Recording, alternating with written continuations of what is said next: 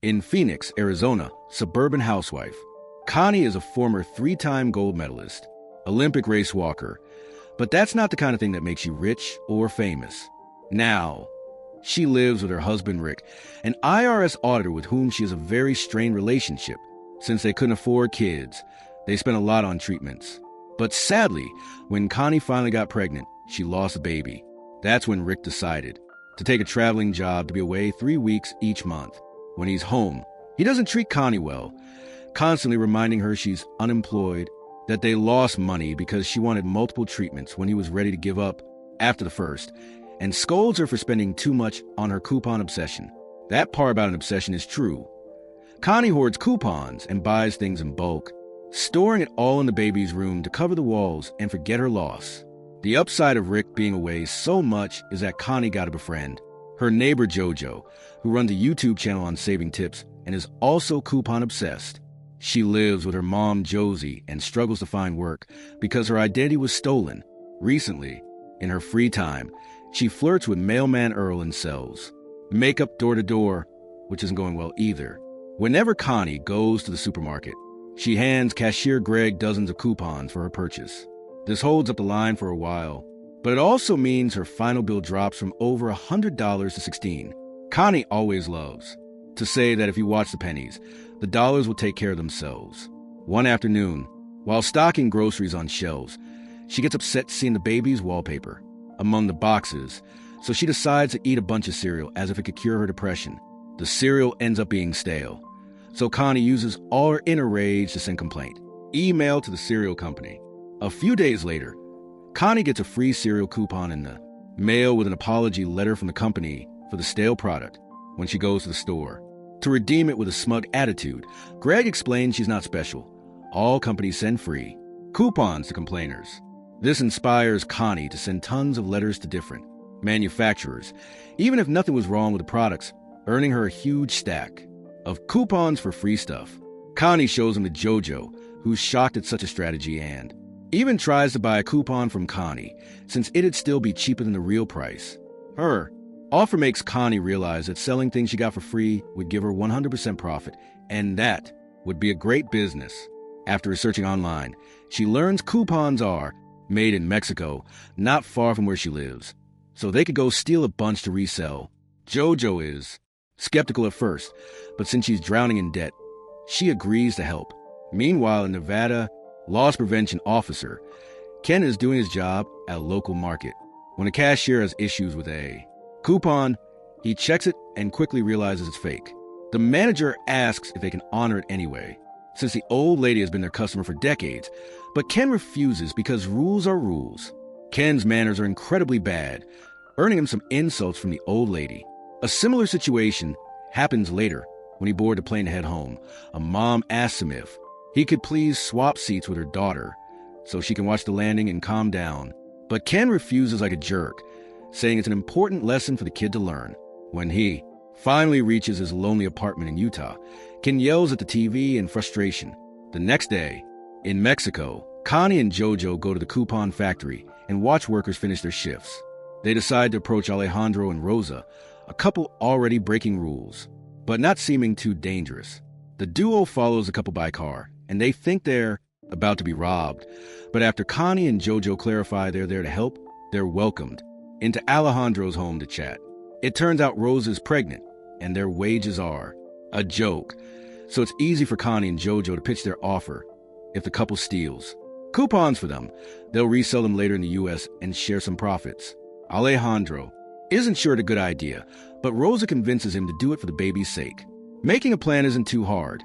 The factory is split into printing where Alejandro works and redemption where Rosa works. Each side usually doesn't know what the other does. With each coupon they print, there's always an extra that should be destroyed, but Alejandro can send those extras to Connie and JoJo when their trucks make deliveries across the U.S. There'll be no issues at the border since they'll only see a box of coupons, not illegal activity. A few days later, the duo gets their first box of coupons, so they make a simple website to sell them and promote it on Connie's channel. Their business quickly becomes a hit, making lots of money, but supermarkets soon start noticing too. Ken gets dozens of letters and calls from managers complaining about all the money they're losing. So he starts a full investigation until he can find a credit card number behind one of the many purchases made. With those coupons, after 11 days of work, Ken visits the housewife who used this coupon and finds a website selling them, promoted by a black woman on YouTube. When Ken returns to the office and opens the site, he finds a motto: if you watch the pennies, the dollars will take care of themselves. Back to the duo. They're upset to find their PayPal account was frozen because it got too much money too fast. To unfreeze it, they need to prove they're running a legit business. They don't know how to do this properly, so in their desperation, they decide to contact Tina, a famous hacker on the dark web. Tina scolds them for promoting it so openly since everything can be traced back to them. So after deleting JoJo's videos, she explains they need a front for their business to launder their money. They'll get a bunch of fake IDs, bank accounts, and a hideout to work from. Also, they should wait 6 months before spending their money, so any links to their real names can fade away. After agreeing, Tina will get 10% for her help. She gives them a special encrypted USB drive to store their important files. Thanks to Tina's quick thinking, there are no more online clues for Ken to follow. He goes to the FBI and is told they'll investigate, but they actually find an issue with coupons to be ridiculous. So they toss the case to their lowest desk officer, Albert. Since he has nothing better to do, Albert takes the case. Using JoJo's Cosmetics brand as a cover and Tina's fake IDs, the coupon scam grows and becomes a very profitable business again, while Ken leaves messages for the FBI every day. 6 months later, the duo is ready to spend their money, but they recall Tina said it's dirty, so they have to clean it first. Remembering a story from Rick about one of his clients, Connie decides they need to buy lots of expensive stuff to resell later, and the money from those sales will be seen as clean. After convincing all the banks to give them the cash since it's for hiring people for their cosmetics business, Connie and JoJo go on an insanely expensive shopping spree. They buy sports cars, boats, a private plane, and even guns. Then they travel to Las Vegas, where they discuss their future plans.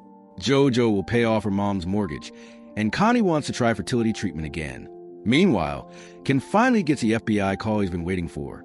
Albert tells him he can't do anything online since an expert erased all cookie traces. But since the coupons are being sent by regular mail, he'll send someone who can really help. 2 days later, Ken meets Simon, a postal inspector. Simon takes the case and asks Ken to order some coupons from the site so they can take a good look at the system. When the envelope arrives days later, Simon quickly notices the envelope says it's from Kansas, but it actually comes from Arizona thanks to special numbers on the online stamp. He'll be flying to Phoenix soon and agrees to take Ken with him since he already knows all the area's supermarkets. Back to Connie. She books an appointment at the fertility clinic and brings JoJo along for support since she hasn't told Rick she's doing this. The doctor informs her this is her last chance, so Connie decides to use donor sperm instead of her husband's. Later that night, Tina contacts him again to find out where all the money went and gets very angry hearing their reasoning because they misunderstood. By using JoJo's Cosmetics brand, they had already cleaned the money. Now, they must sell everything they bought as fast as possible and put it back in the bank in small amounts daily. When Rick returns from his latest business trip, he notices the new TV Connie bought. So she tells him she got a promotion, job, and no longer uses coupons. This pleases Rick a lot, who calls her a rookie wife, which makes Connie certain go through with the donor's sperm treatment. Meanwhile, Ken and Simon are questioning all the cashiers in the area, asking about any customers with a coupon obsession. When they get to Greg, they find the info they need. He doesn't know Connie's name, but he gives her description and mentions her 2-cent motto, which Ken recalls seeing on the site. The next day, they go to the local post office to see if any workers know anything about a blonde coupon lady. Nobody recalls Connie, but when they hear the word coupons, they snitch on Earl since he was always eyeing JoJo saving. Tips on YouTube. Back to the duo. Selling all their stuff on eBay is getting very tough because there's so much of it. When they go to a cafe for a drink, they meet 2 men from a gun club. So they take the club's address and visit later with all the gun for sale. JoJo gives an amazing sales pitch, but the leader still refuses to buy them. So the duo agrees to give a good discount if they buy everything. Closing the deal, Ken and Simon question Earl privately. but he refuses to give them any info. Once released, he goes to JoJo's house and leaves, her a note in an envelope disguised as regular mail among the bills Josie picks up without, realizing how important it is. What Earl doesn't know is that Ken and Simon followed him there, and now they'll do surveillance outside the house for as long as needed. Night has fallen when JoJo gets home, and the men realize this is the black woman the housewife saw in that YouTube video when JoJo gets out of the car and starts dancing in the middle of the driveway to celebrate the amazing deal she made earlier. The next morning, JoJo is distracted by an argument with Josie and doesn't pay attention to the mail, so she drives to the hideout, house as usual. Ken and Simon follow her there and see Connie too, realizing she's a blonde. From Greg's description, Simon gathers other postal inspectors to start the operation properly, and now that they have more details, it's very easy for them to figure out Connie and JoJo's identities, especially when they show a photo to Greg, and he confirms. Later that night, JoJo can't sleep, so after checking on her mom, she goes to the kitchen for a snack. That's when she finally finds Earl's note asking her to leave town, but it's too late. Simon arrives with his men and arrests Connie, JoJo, and Josie. After their homes and the hideout house are raided, the arrest is the news, and Earl is shocked to see JoJo's face on TV.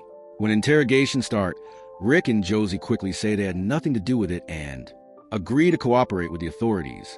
JoJo tries to play the innocence card and pretends she doesn't know what they're talking about, but they found her videos on her computer. Connie, on the other hand, admits her crime but is shocked to learn they could face 40 years to life in prison for fraud. If she takes full responsibility for starting it all, they'll go easy on JoJo, so Connie takes the deal. JoJo is released on bail. She thinks Josie paid, but it was actually Earl, who was waiting for her outside with flowers. Sadly, Connie isn't so lucky. Rick only visits to scold her and refuses to pay her bail, so Connie asks for a divorce. The investigation continues, and the inspectors trace the coupons back to Alejandro and Rosa, but when they find out the couple has already vanished. Since the trail went cold, the Mexican government won't go after them. Connie hires a pretty expensive lawyer, and this proves to be the right move. On the day of trial, the lawyer convinces everyone that Connie and JoJo just exploited a loophole the same way corporations do all the time. His tactic is a success, and JoJo gets 10 days in jail plus a year of probation, while Connie gets 11 months in prison with parole eligibility. Simon and Ken aren't happy with the outcome and demand answers from the public prosecutor, who explains the judge went easy on the women because the brands on the coupons push for leniency to avoid bad publicity. For these megacorporations, the $80 million the scam cost them is just pocket change. Now that the case is over, Simon must leave, but first, he tells Ken he's a good man and he's glad to have worked with him. He also needs to tone down the attitude a bit. As days pass, everyone's life changes. Ken starts being a bit nicer, making exceptions for older customers with fake coupons, and finally getting the courage to create a dating app profile. Connie gets the divorce she wanted, and the fertility treatment ends up being a success. So she spends her months in prison with a big pregnant belly. The authorities take most of the scam's profits, but luckily they overlook the boxes in the nursery, thinking it's just food. So JoJo manages to retrieve those boxes, knowing Connie was hiding cash in them all along. After reuniting with Earl, he and JoJo moved to Montenegro, a country with no extradition, to start a new fraudulent scheme under another cosmetics brand, hoping Connie shows up when she's finally released so they can work together again.